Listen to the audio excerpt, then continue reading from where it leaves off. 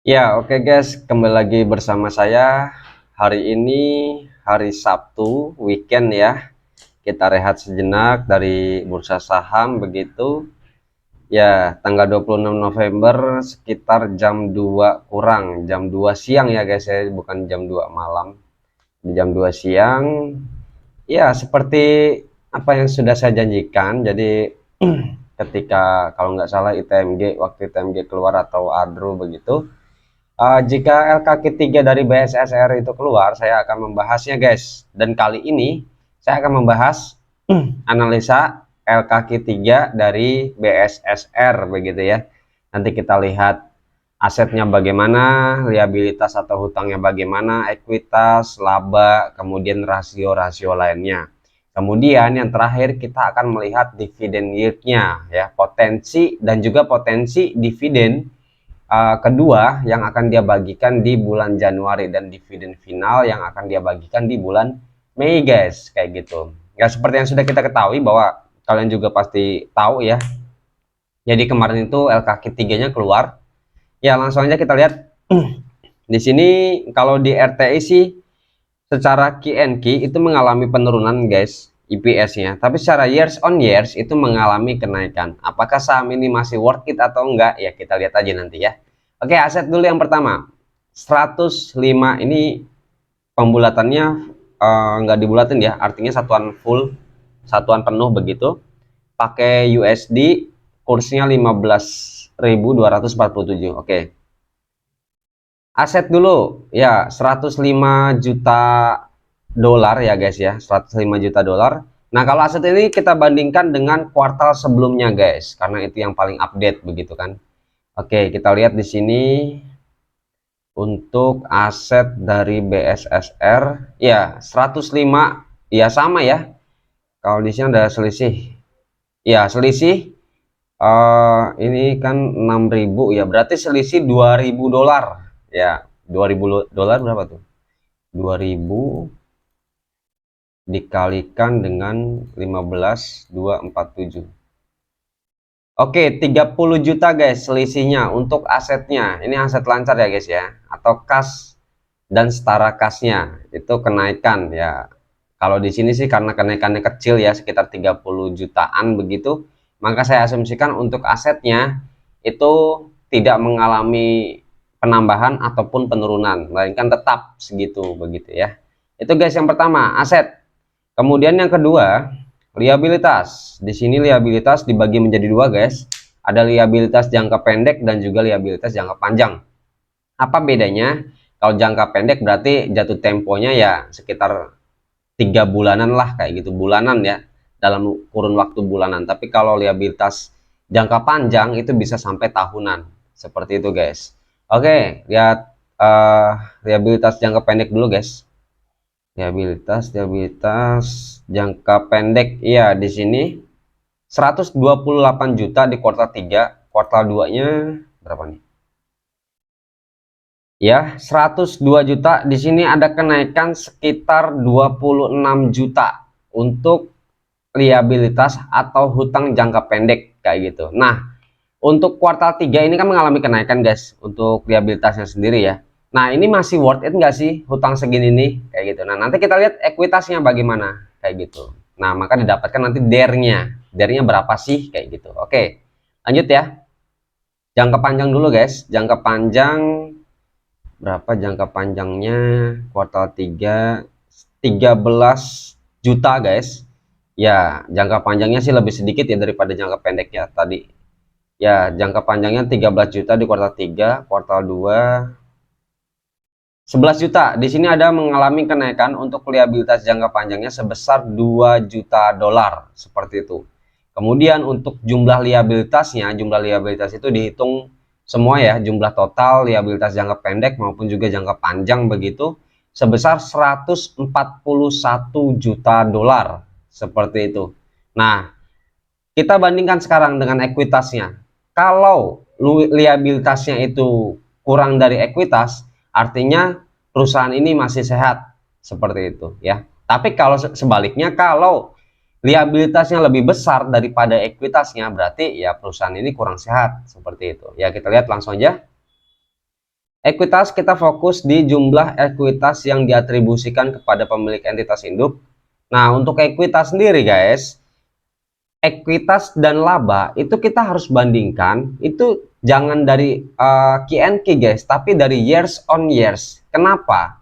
Karena kita membandingkan dengan bulan yang sama, musim yang sama, dan kondisi geopolitik yang sama. Seperti itu. Kalau kita bandingkan dengan kuartal 3, kita juga harus bandingkan dengan kuartal 3 2021, jangan kuartal 2 kayak gitu, karena geopolitiknya beda, bulannya beda, seperti itu guys ya. Bisa ditambah lagi dengan cuaca yang beda, bisa jadi cuaca di kuartal 3 itu berbeda dengan cuaca di kuartal 2, tapi hampir mirip dengan cuaca di kuartal 3 2021, seperti itu loh. Makanya kita harus bandingkan secara years on years, jangan Q&Q, seperti itu loh ya. Itu guys. Ya, berarti kita bandingkan dengan kuartal 3 2021. Di sini kita lihat untuk jumlah ekuitas sendiri. Kuartal satunya fokus di sini. Ya, 215 juta dolar guys di kuartal 3 2021. Kuartal 3 2022 itu 275 guys. Ya, di sini mengalami kenaikan sebesar 60 juta dolar USD. Ya, jadi dari ekuitasnya sendiri, kalau kita bandingkan secara years on years, itu mengalami kenaikan. Nah, kalau kita bandingkan secara Q&Q ya, walaupun tadi saya bilang harus bandingkan secara years on years, tapi juga kita harus pertimbangkan secara Q&Q juga, kayak gitu. Ya, oke, di sini kita lihat ya 306 juta dolar. Ya, di sini sih mengalami penurunan ekuitas guys. Ya, mengalami penurunan ekuitas. Nah, tapi ya tetap lagi balik lagi.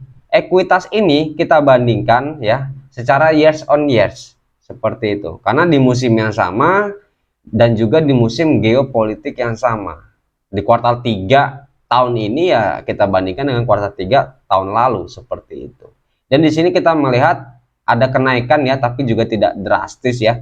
Kenaikannya sebesar 60 juta dolar. Seperti itu guys. Ya, tapi nggak apa-apa kan, ini kan bukan perusahaan kita juga. Kita tidak bekerja di dalamnya, begitu loh. Mau ekuitasnya berapapun, yang kita lihat adalah datanya yang kita analisa, apakah saham ini worth it atau enggak. Kalau worth it kita masuk atau hold, kalau nggak worth it kita keluar, atau mungkin nggak usah masuk di sini, kayak gitu loh ya. Itu oke, ini kita bandingkan ekuitasnya guys dengan DER-nya tadi, sorry, dengan liabilitasnya tadi, maka nanti didapatkan DER, debt to equity ratio. Oke, sorry guys. Oke, di sini jumlah liabilitas 128 ya guys. Oh sorry, bentar, yang ini nih 141 juta. Berarti kita bulatkan jadi 142 gitu ya, karena ini 900.000 begitu. Berarti kita hitung-hitungan sekarang. Kita cari DER-nya dulu nih. 141, 142 begitu ya. 142, 123, 123 dibagi dengan ekuitas. Ekuitasnya tadi berapa guys? Ekuitas. Di sini kita lihat 275 juta dolar guys. Berarti dibagi 275 juta dolar. Nah, seperti ini 1 2 3 4 5 6. Oke.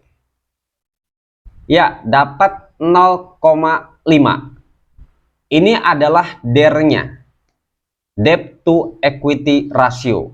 Di mana debt to equity ratio itu adalah perbandingan antara hutangnya dengan ekuitas. Ya, DER yang bagus itu di bawah 1. Oke, artinya kalau di bawah 1, liabilitasnya atau hutangnya itu lebih kecil daripada ekuitasnya. Ekuitas itu laba bersih, sudah dikurangi semua itu ya, termasuk dengan biaya operasional dan lain-lain sebagainya, kayak gitu. Atau mungkin cicilan, kalau dia cicil alat berat seperti itu, udah dikurangi dengan itu semua. Nah, ini didapatkan 0,5. Jadi di bawah 1 guys. Ya. Artinya perusahaan ini dapat kita simpulkan ya, kita dapat cerita di sini. Perusahaan ini itu masih sehat walafiat. Ya, sehat walafiat artinya utangnya lebih kecil daripada ekuitasnya. Ini bagus ya. Ekuitas bagus, kemudian kita lihat juga bertumbuh dari years on years ya, meskipun ada penurunan di QNQ, tapi harus kita bandingkan secara years on years seperti itu. Kemudian dari liabilitas juga bagus ya, tadi mengalami apa namanya, tidak lebih gede daripada ekuitasnya. Asetnya pun juga stabil ya, artinya tidak ada pengurangan aset di situ atau setara kas begitu. Oke, kemudian selanjutnya laba. Nah, ini laba. Dari laba ini nanti kita bisa mendapatkan laba per sahamnya atau EPS-nya berapa kayak gitu ya. Oke, labanya. Nah, ini kita fokus di sini. Laba rugi komprehensif yang dapat diatribusikan ke pemilik entitas induk. 197 juta, guys. Itu labanya di kuartal 3, kemudian kita bandingkan secara years on years di sini. Laba-laba oke, ini 103. Ya, mengalami kenaikan sebesar 94 juta dolar untuk laba jika kita bandingkan secara years on years begitu ya. Kuartal 3 2021 dengan kuartal 3 2022 seperti itu. Nah, ini bagus nggak? Ya bagus lah. Kenapa? Karena ada kenaikan di sini. Ya, ada kenaikan labanya di sini seperti itu. Ya, oke guys, sorry guys, tadi ada kendala sedikit terkait dengan mikrofon mati ternyata tadi ya. Ya, kita lanjut, kita bandingkan secara QNQ ya guys ya. Untuk labanya sendiri, laba rugi komprehensif yang dapat diatribusikan ke pemilik entitas induk. Untuk kuartal 2-nya 128, kemudian kuartal 3-nya itu 197 guys. Ya, di sini mengalami kenaikan untuk labanya sendiri. Ingat guys, ini adalah kenaikan gabungan ya.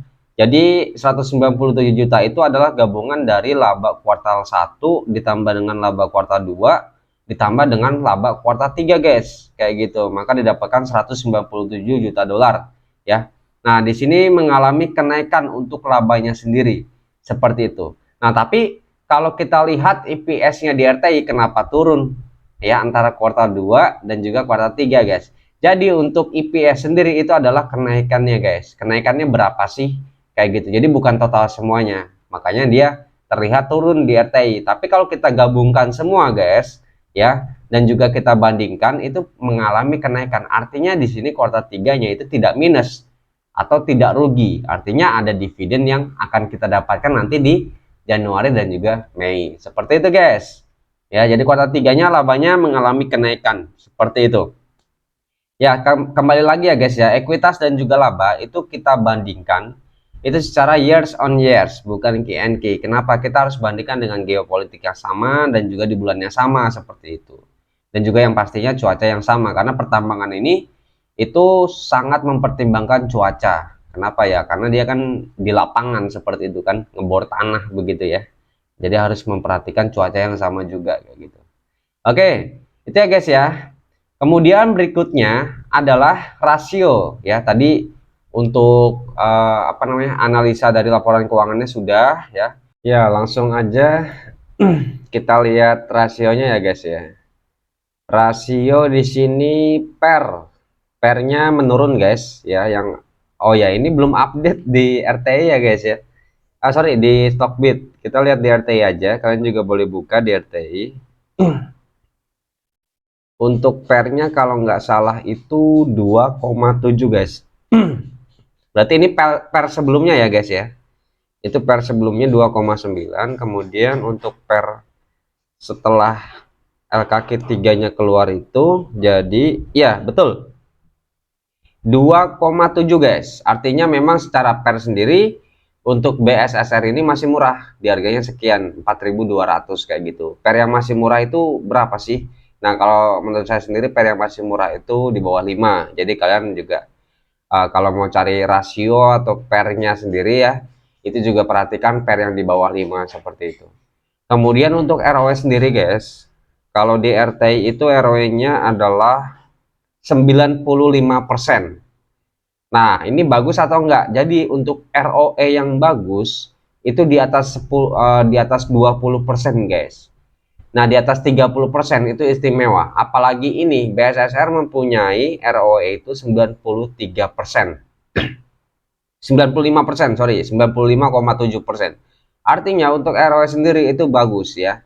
Nah, untuk rasio sendiri itu saya memperhatikan hanya dua ya, yaitu PER dan juga ROE-nya. ROA-nya sih bagus ya 63% kayak gitu. Tapi cukup kita lihat ROE dan juga ROA itu udah cukup membantu kita untuk menentukan apakah saham ini worth it atau enggak. Nah, sejauh ini untuk ROE itu juga bagus guys, gak ada masalah. Tadi DER-nya juga udah kita hitung bahwa DER-nya sendiri didapatkan nilainya 0,5, artinya di bawah 1 itu juga masih bagus ya, masih positif. Kenapa?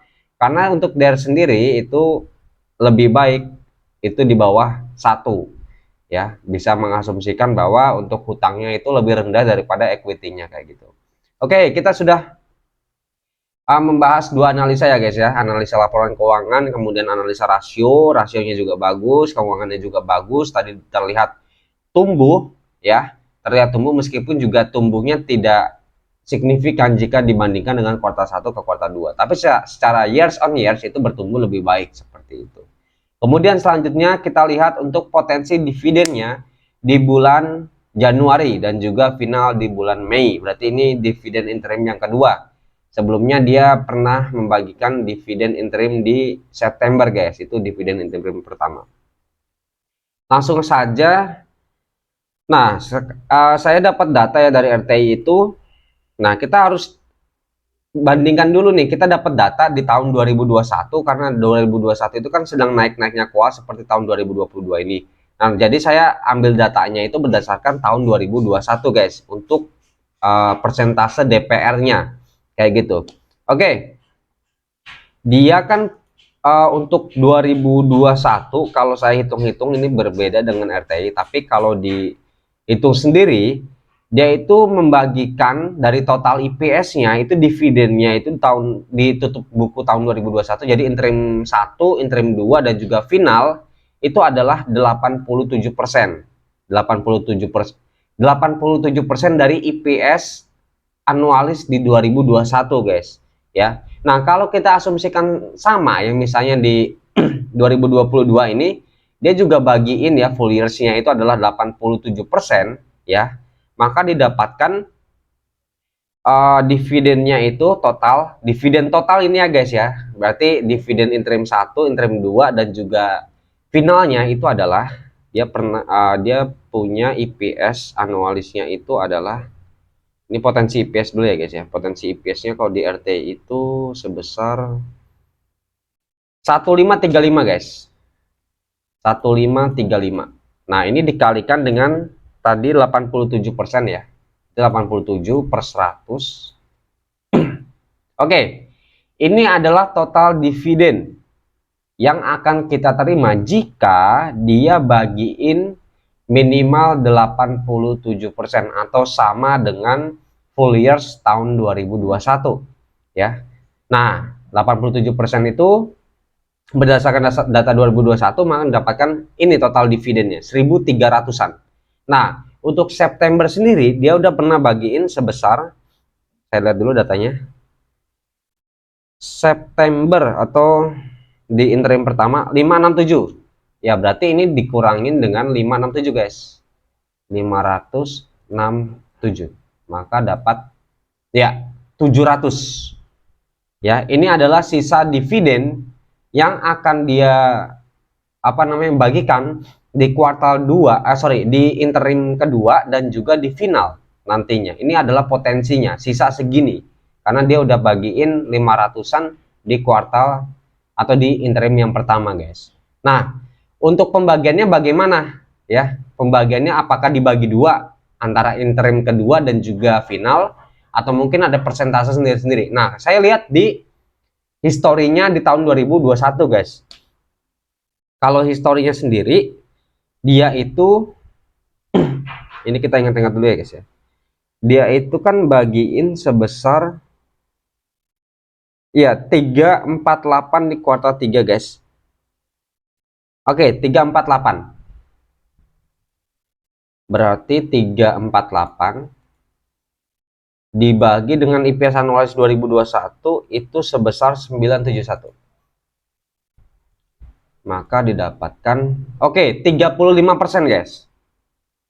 Ya, 35% untuk potensi DPR di kuartal duanya seperti itu ya. Berarti tadi kan dapatnya berapa tadi? 87 dikali dengan IPS anualisnya itu potensinya adalah 1535 guys. 1535 ini dibagi 100 dapat segini. Ini kan tadi untuk potensi dividen yang kita terima total, kemudian dikali dengan 35%. Ini dikali 35% per 100. Oke, 467 itu guys ya. 467 adalah potensi dividen yang akan kita terima di pembagian dividen interim kedua. Ini prediksi saya segini, 400-an lah ya, 400-an seperti itu ya. Kemudian di finalnya berapa? Oke, di finalnya kita hitung aja guys. Berarti ini 467, ini saya catat dulu ya guys ya, takut lupa saya. Nah, ini kita hitung dividennya dulu aja ya guys ya, lebih aman ya. Oke, berarti dibagi dengan 4270. Oke, ntar ya saya hitung, saya catat dulu 467 guys.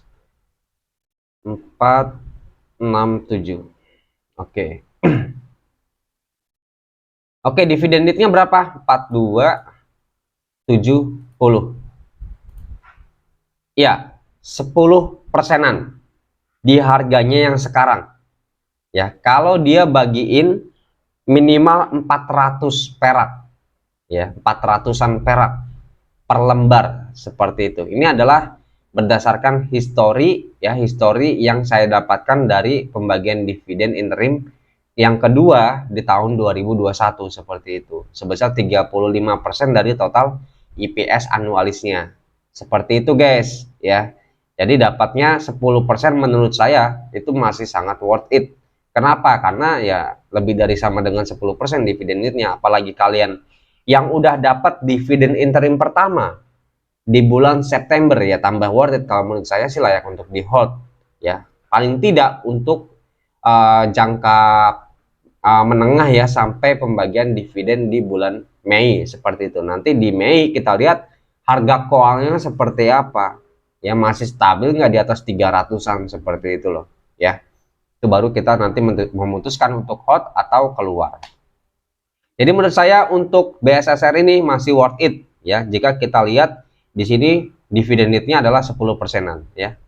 Nah kemudian itu ya tadi ya guys ya, untuk potensi dividen yang akan kita dapatkan di bulan Januari ya, DPR-nya 35%-an. Nah sekarang di finalnya berapa sih guys? Oke, di finalnya kita hitung aja. Untuk anualis tadi 87 ya, ini adalah pembagian DPR-nya di yang paling terakhir itu ya. Makanya kita dapat 87% tadi dikali dengan IPS anualisnya 1535. Benar ya, 1535 dapat ini dibagi 100 dapat ini, kemudian dikurangin dengan potensi dividen interim kedua 467, kemudian dikurangin lagi dengan dividen interim pertama itu dia bagiin kemarin itu 567 guys, 567, maka didapatkan ya 300 perak per lembar seperti itu. Ini dengan asumsi kinerjanya sama ya di kuartal 4, kinerjanya sama dengan kuartal 3. Kalau dia lebih gede lagi kinerjanya di kuartal 4, berarti di Mei dia bisa lebih dari 300 perak seperti itu. Nah sekarang dividen yieldnya berapa? Dibagi, kalau kalian nyerok harganya sekarang ya guys ya, 4270 dapat ya 7%-an guys. Seperti itu.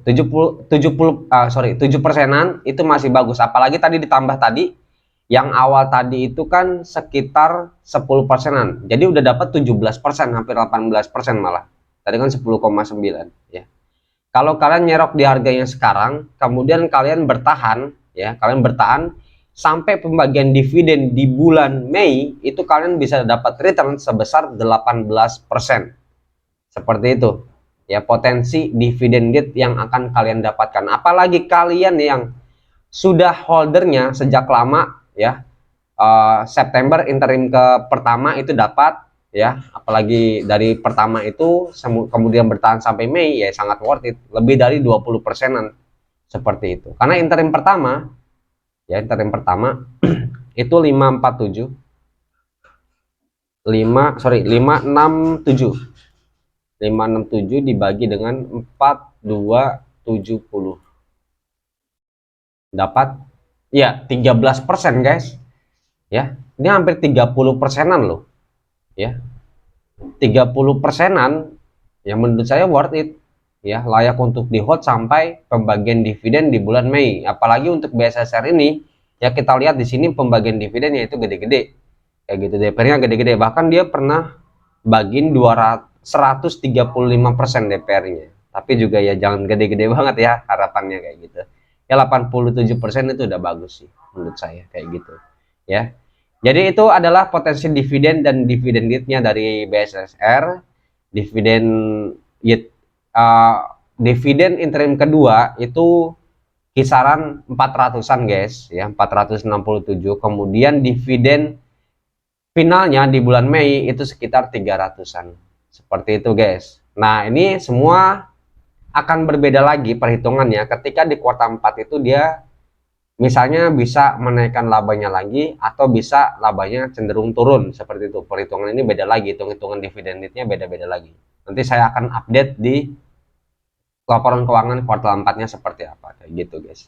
Nah, ini untuk dalemannya itu sudah worth it, nggak ada masalah untuk analisa laporan keuangan, kemudian analisa rasionya dan juga potensi dividennya itu nggak ada masalah. Nah, yang harus kita perhatikan sekarang adalah sentimen batubara ya.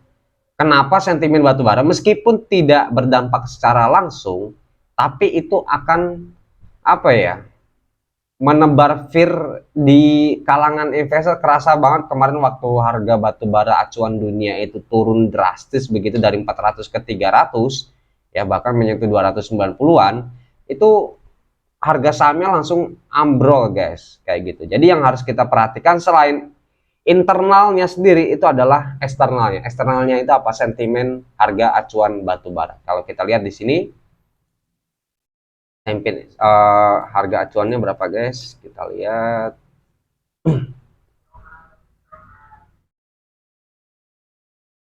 bar chart ya, berarti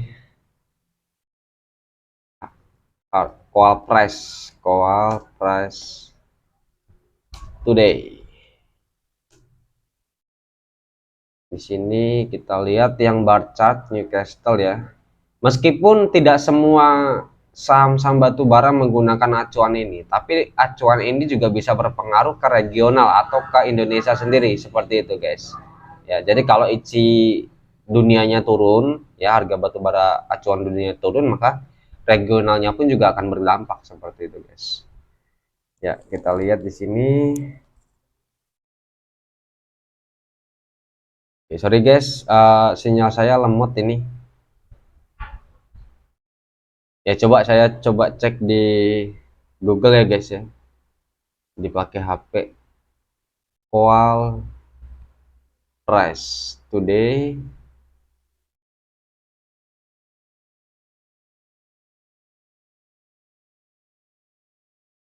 Ini bar chart.